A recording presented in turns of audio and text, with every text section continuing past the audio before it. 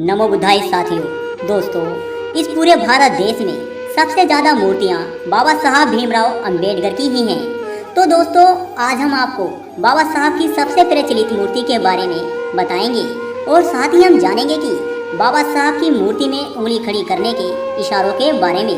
तो चलिए दोस्तों, वीडियो को शुरू करते हैं। दोस्तों, 18 मार्च 1956 रामलीला मैदान आगरा में बाबा साहब अंबेडकर का आना था। वह मैदान बड़े तंबू से सजाया गया था।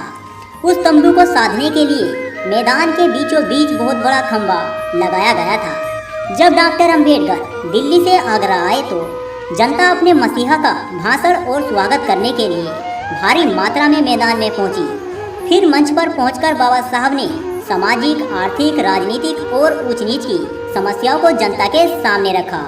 भाषण के दौरान उन्होंने अपनी उंगली से तंबू के बीचों बीच लगे खंभे की ओर इशारा करते हुए कहा कि आज मेरी स्थिति उस खंभे की तरह है जो इस विशाल टेंट को संभाल रहा है। मैं आज उस समय के लिए चिंतित हूँ जब यह खंभा अपनी जगह पर नहीं रहेगा। मेरा स्वास्थ्य ठीक नहीं रहता। मैं नहीं जानता कि मैं कब आप लोगों के बीच से चला जाऊँ। मैं आज तक ऐसे महान व्यक्ति को नहीं ढूंढ पा रहा हूँ जो इन करोड़ों लोगों और मेरे समाज के साथ उनके हित के लिए लड़ सके। यदि कोई नौजवान इस जिम्मेदारी को संभाल सकता है तो मैं आराम से मर सकूंगा। अंबेडकर ने कहा कि मैंने मिस्टर नेहरू से कहा है कि इस देश में जितनी भी बंजर भूमि है वो गरीब, लाचार और हमारे लोगों को दो। वो इस पर हल चलाकर खेती करेंगे और ज़मीन को उपजाऊ बनाएंगे। और नेहरू ने मुझसे कहा कि हमारे पास ऐसी कोई ज़मीन है ही नहीं। जब मैं दिल्ली से आगरा आया तो मैंने देखा कि रास्ते में कई ज़मीन बंजर पड़ी हुई है। अब मैं नेहरू से कहूँगा कि वो ज़मीन हमारे लोगों को दो, और अगर मिस्टर नेहरू मना करते हैं तो जितनी भी ज़मीन सरकारी है वो हमारी है। मैं आगे आगे लाठी लेकर चलूँगा, आप लोग मेरे पीछे पीछे चलना और उस ज़मीन पर हम कब्जा करेंगे।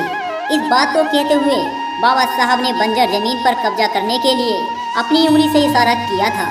अंबेडकर का कहना था कि राजनीतिक सत्ता वह चाबी है जो आपके लिए बंद दरवाजे को खोलती है। मैं पिछले 30 सालों से आप लोगों के राजनीतिक, आर्थिक, सामाजिक अधिकारों के लिए संघर्ष कर रहा हूं।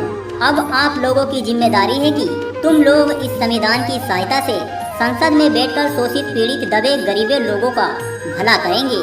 और फिर अंत में बाबा साहब ने कहा कि यह आंदोलन रूपी कारवा मैं बड़ी कठिनाइयों से यहाँ लेकर आया हूँ। अगर तुम लोग इसको आगे ना ले जा सको तो इसे पीछे भी मत ले जाना। परंतु आज के इस दौर में यह कारवा पीछे ही जा रहा है। बहुजन महापुरुषों के द्वारा जलाई गई मशाल आप लोगों के हाथ में है।